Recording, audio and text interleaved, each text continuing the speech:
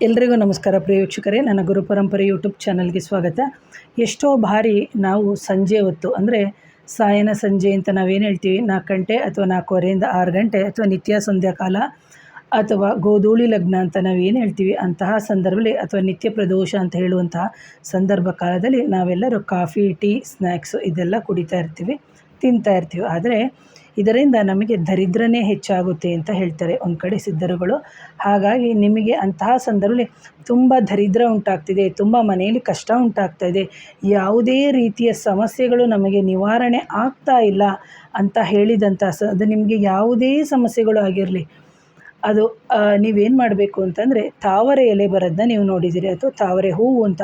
ಆ ತಾವರೆ ಎಲೆಯ ತೊಗೊಂಡು ಬಂದು ಶುದ್ಧ ಮಾಡಿಕೊಂಡು ಅದನ್ನು ಹೀಗೆ ಉಲ್ಟಾ ತಿರುಗಿಸ್ಬಿಟ್ಟು ಅದರ ಮೇಲೆ ನೀವು ಅನ್ನ ಆಹಾರಾದಿಗಳನ್ನು ಸೇವಿಸೋದ್ರಿಂದ ಏನಾಗುತ್ತೆ ಅಂದರೆ ನಿಮಗೆ ಜೀವನದಲ್ಲಿ ಉಂಟಾಗುವಂತಿರುವ ಹಲವಾರು ಕಷ್ಟಗಳಾಗಿರ್ಬೋದು ಅಥವಾ ಹಲವಾರು ಸಮಸ್ಯೆಗಳು ಅಂತ ಏನಿದೆ ಅದು ನಿವಾರಣೆ ಆಗುತ್ತೆ. ಅದನ್ನು ಈಗ ಸಾಯನ ಸಂಜೆ ಉಪಯೋಗಿಸ್ಬೋದಾ ಅಥವಾ 4ರಿಂದ 6? ಖಂಡಿತವಾಗಲೂ ಇದು ಪರಿಹಾರದ ಸಮಯದಲ್ಲಿ ನೀವು ಖಂಡಿತವಾಗಲೂ ಈ ನಿತ್ಯ ಪ್ರದೋಷ ಅಥವಾ ನಿತ್ಯ ಸಂಧ್ಯಾ ಅಂತ ನಾವೇನು ಹೇಳ್ತೀವಿ, ಅಂತಹ ಸಂದರ್ಭದಲ್ಲಿ ನೀವು ಉಪಯೋಗಿಸೋದ್ರಿಂದ ಖಂಡಿತವಾಗಲೂ ನಿಮಗೆ ಒಳ್ಳೆಯದಾಗುತ್ತೆ. ಇದನ್ನು ಯಾವಾಗ ಆರಂಭ ಮಾಡಬೇಕು ಅಂದರೆ ಶುಭವಾರಗಳು ಅಂತ ನಾವು ಹೇಳ್ತೀವಿ, ಬುಧವಾರ, ಗುರುವಾರ, ಶುಕ್ರವಾರ ಈ ದಿನಗಳಲ್ಲಿ ನೀವು ಮೊದಲ ಬಾರಿಗೆ ಆರಂಭ ಮಾಡಿ ಅಂತ ಹೇಳ್ತೀನಿ ಪ್ರಿಯ ವೀಕ್ಷಕರೇ. ಹಾಗೆ ಯಾರಾದರೂ ನನ್ನ ಚಾನಲ್ನ ಮೊದಲನೇ ಬಾರಿಗೆ ನೋಡ್ತಿದ್ರೆ ದಯವಿಟ್ಟು ಚಾನಲ್ನ ಸಬ್ಸ್ಕ್ರೈಬ್ ಮಾಡಿ, ಲೈಕ್ ಮಾಡಿ, ಶೇರ್ ಮಾಡಿ, ಕಮೆಂಟ್ ಮಾಡಿ.